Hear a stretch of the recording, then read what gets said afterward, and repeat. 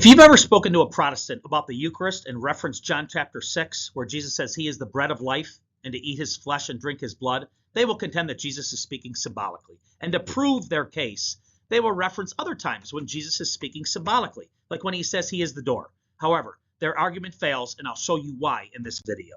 7 different times in the Gospel of John, Jesus starts a sentence with I am. In every case except one, no one assumes that Jesus is speaking literally. For instance, in John chapter 10, verse 9, when Jesus states, I am the door, no one interprets him as actually being an actual door.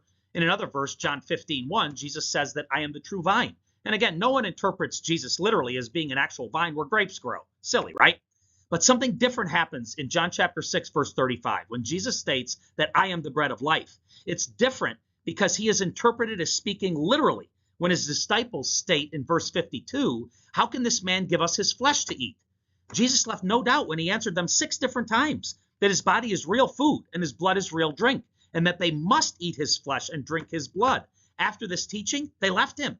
For the first time, based on doctrine, his disciples leave him. And does he correct their misunderstanding? No, because they didn't misunderstand. One other point to make, when Jesus says I am, he always uses the word the versus a. It may sound like a small point, but it's not.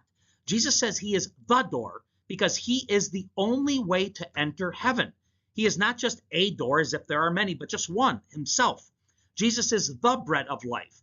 And as ordinary bread can only satisfy the hunger in our stomach, Jesus provides a different kind of nourishment, a lasting one, where he says that whoever eats my flesh and drinks my blood will remain in me and I in him. And unless you eat my flesh and drink my blood, you do not have life within you.